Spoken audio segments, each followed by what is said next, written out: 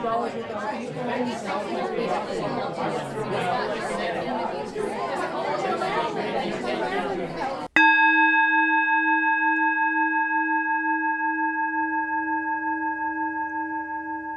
morning, and welcome to Holston Valley Unitarian Universalist Virtual Church. I'm Denise Mattioli, and I'm glad we can get together this morning, even though we can't be together. Today, our minister Jeff Breer says, a little assembly is required. We are a caring, open-minded spiritual community. We encourage you to seek your own spiritual path actively and critically, and to apply the truths you find in your life every day. To accompany the lighting of our chalice, I have a passage from Ram Dass. He's an American contemporary spiritual teacher and the author of the book, Be Here Now. He is known for his associations with Timothy Leary at Harvard University in the early 1960s, for his travels in India, and for founding charitable organizations. He died just before Christmas last year. Living requires effort, according to Ram Dass. He wrote these words: I make the effort to maintain a ground of oceanic silence out of which arises the multitude of phenomena of daily life. I make the effort to see and to passionately be open in love to the spirit that infuses all things. I make the effort to see the beloved in everyone and to serve the beloved through everyone, including the earth. I often fail in these aspirations because I lose the balance between separateness and unity, get lost in my separateness and feel afraid. But I make the effort. For our music today, Amy and Wendy bring us a song by Iris DeMent, Let the Mystery Be.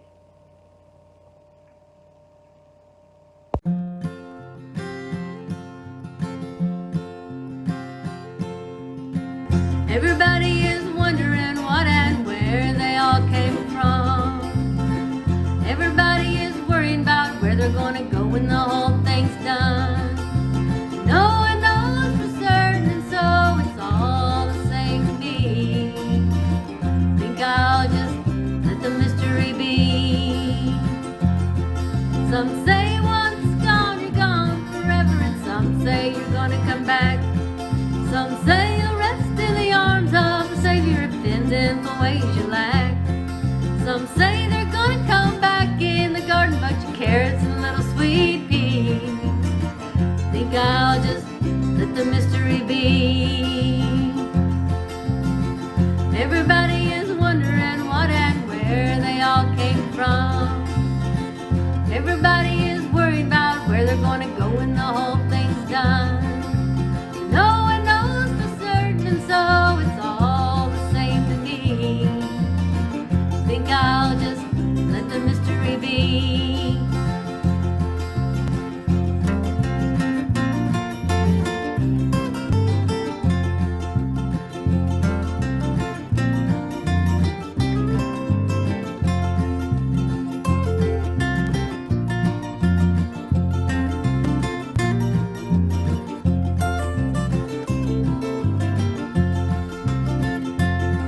Some say they're going to a place called glory, and I ain't saying it ain't fact. But I've heard that I'm on the road to purgatory, and I don't like the sound of that. I believe in love and to live my life accordingly, and I choose let the mystery be. Everybody is wondering what and where they all came from. Everybody is worried about where they're gonna go when the whole thing's done. No one knows for certain, and so it's all the same to me. Think I'll just let the mystery be. Think I'll just let the mystery be.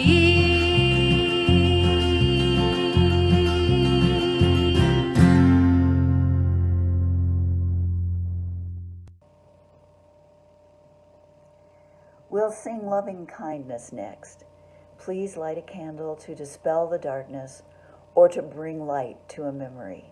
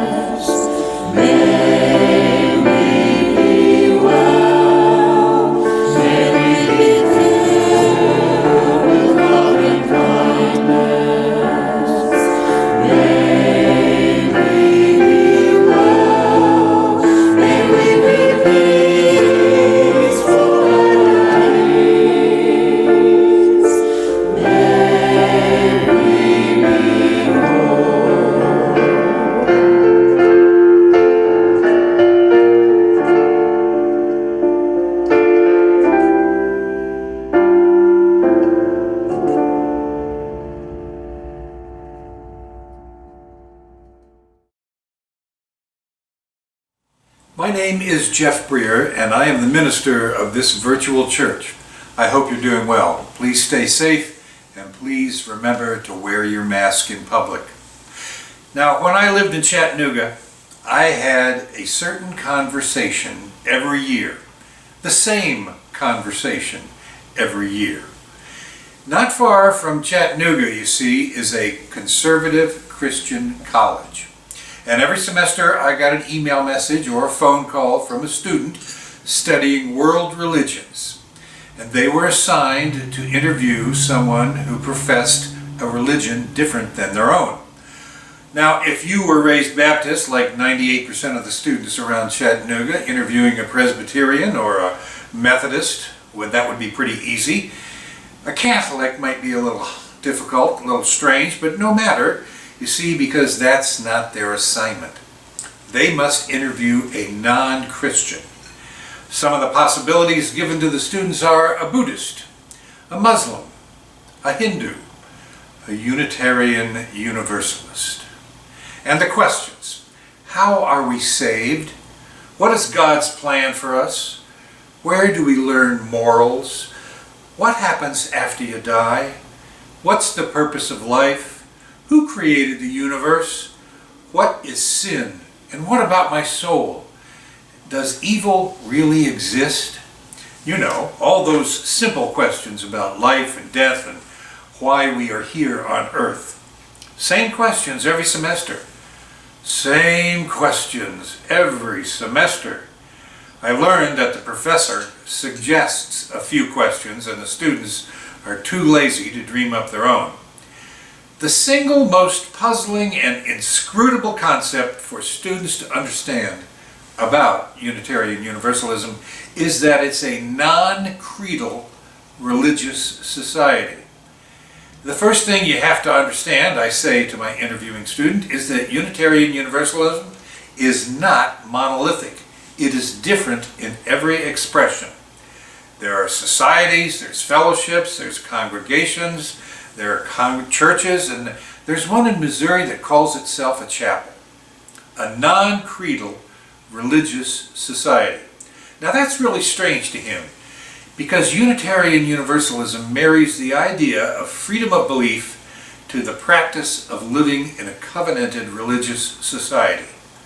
We are a society of people with diverse opinions about religious matters, yet we live together in relative harmony. Every other religious society she has encountered is held together with a creedal statement of beliefs. It might be the Canterbury Profession, the Winchester Confession, the Apostles' Creed, or the Baptist Confession of Faith, or any of other dozens of creeds, confessions, doctrines, or manifestos. Everyone is responsible for their own theology, I say. Everyone has to build it from the ground up. Think of Unitarian Universalism as a table, I say. It will support just about anything, no matter how heavy or awkward.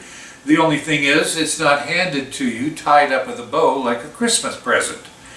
It's more like a table from IKEA. You have to build it. If there's one thing we believe in common, I say, it's that we're all on this spiritual journey together, and we believe that the journey is more pleasant in the company of other people. Together, we find our way in a confusing world. Now, the reason that Unitarian Universalists are the way they are is because of Martin Luther. Martin Luther? Now his eyes are really wide open. Yes, I say, he's the guy who popularized the private interpretation of the Bible. He said that people ought to read the Bible and make up their own mind about religious matters. He also said that bishops and priests are not necessary to interpret Scripture, nor to have a relationship with God. Martin Luther's two big ideas in 1517. But the next 300 years changed a lot in the Christian faith.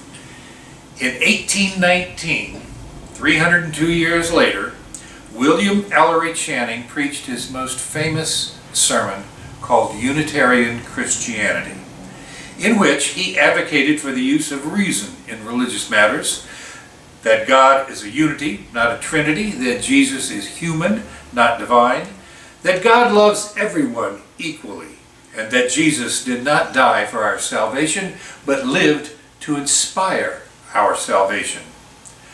Not too long after that, 1887, Unitarians dumped that Christocentric theology and admitted the truth from sacred scriptures from other cultures, with Jesus as just one of many prophets, all focused on improving this world. And today we have our 7 principles, which are interpreted in dozens of ways. Starting in the 19th century, many things influenced Unitarian Universalist theology. The temperance movement, abolitionism, prison reform, the Humanist Manifesto, the Civil Rights Movement, women's liberation, the emergence of gay men and women into mainstream society, economic justice movements, environmental stewardship, sustainability efforts, and peacemaking. Given that history, I say, we expect that within one church, people will have differing philosophies, beliefs, and theologies. Here's another way of looking at it. I say, one mountain, many roads to the top. Unitarian Universalists believe that the journey is more important than the destination. But how do you know where you're going? He says. This is the part of the conversation that gets to the nature of belief. I say that no one knows exactly, 100% for sure, where they are going. It's not human nature to know. You can't know. You can't know anything beyond this life. But you can believe. You can believe. You can prepare for what you believe is your destination. But you can't know with certainty. So I say, we Unitarian Universalists build our own theology that informs our actions to make this world a better place. So today, in this church, some assembly is required. You must build your own theology. But you know what? You can't just merely reject everything else. When asked, what do you believe?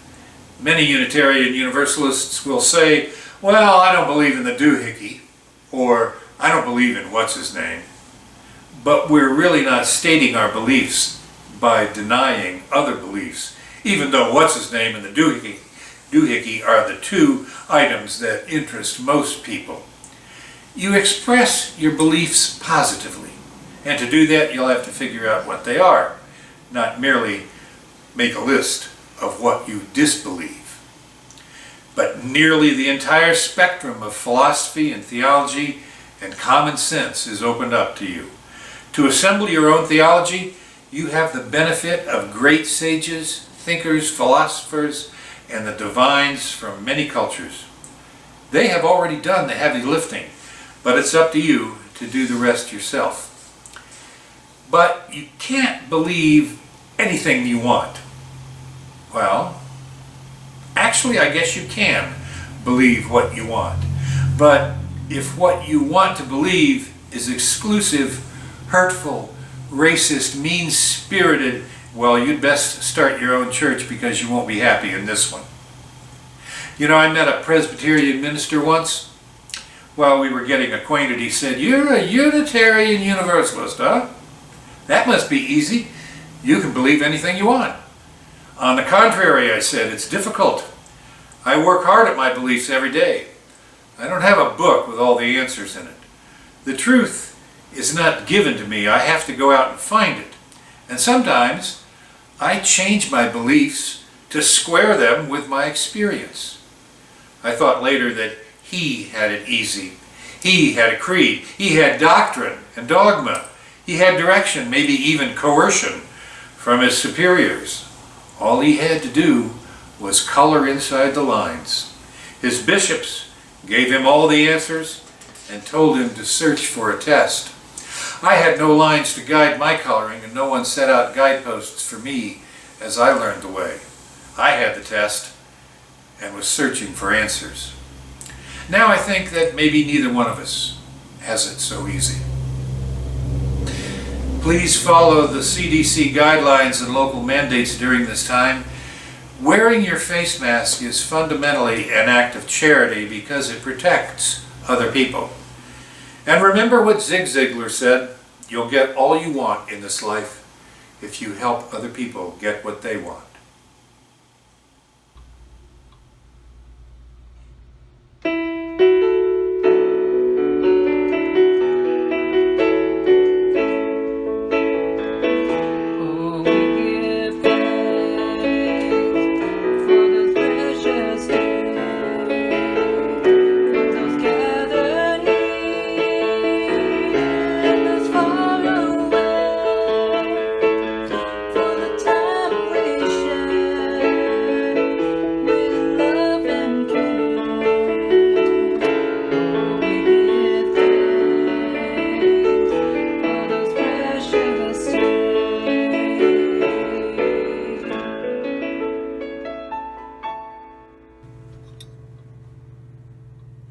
The Onondaga Nation is in the southern part of Onondaga County in upstate New York.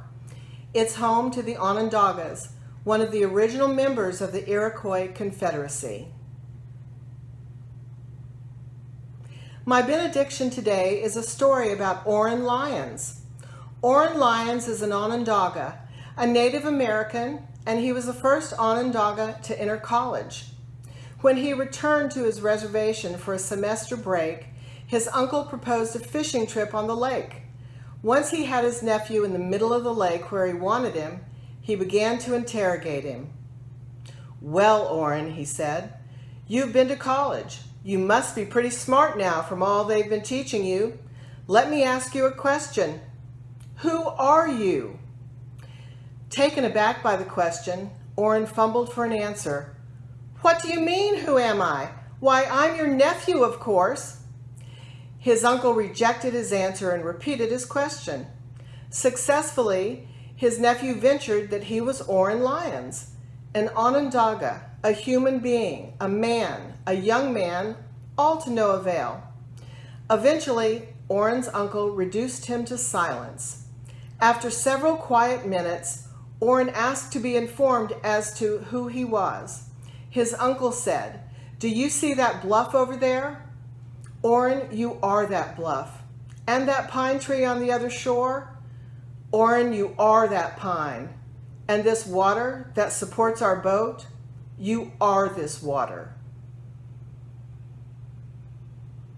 Just like the opening words from Ram Dass, when we think we are apart from the world, we are deluded.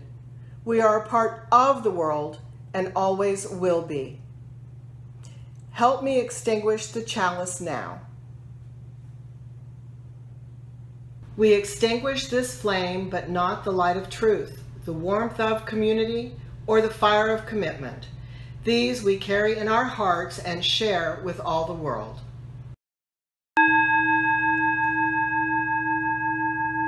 Hi, my name is Dottie, and I serve HVUUC as a member of the Search Committee. I'm happy that we could get together today. Thanks for joining us, and please come back whenever you like. We will post another virtual church service next Sunday. Please contact the minister or the caring team if you or someone you know needs help during this time.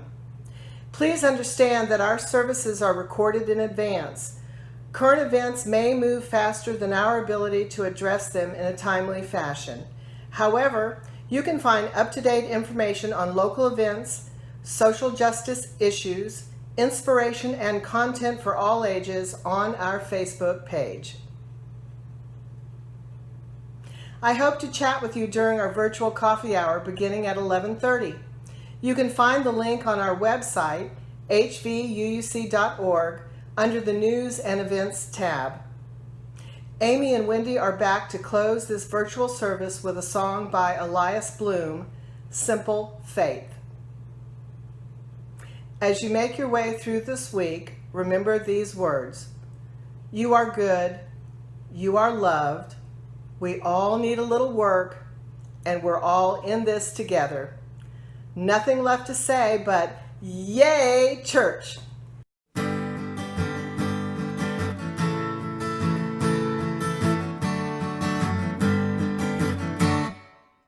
Ours is a simple faith. Life is a short embrace. Heaven is in this place every day. Hope is the ground we till. Make each day what you will. Thankful for dreams fulfilled every day. No room in this heart for fear. No judgment day drawing near. Trust that inner voice you hear every day. Life's not a goal or race. It's about heart and faith and living a life of grace every day. Ours is a simple faith. Life is a short embrace. Heaven is in this place every day. Hope is the ground we till. Make each day what you will. Thankful for dreams fulfilled every day. Trust is an open hand, making an honest stand, rooted here in the land every day. Living a mystery, seeking the harmony here between you and me every day. Ours is a simple faith. Life is a short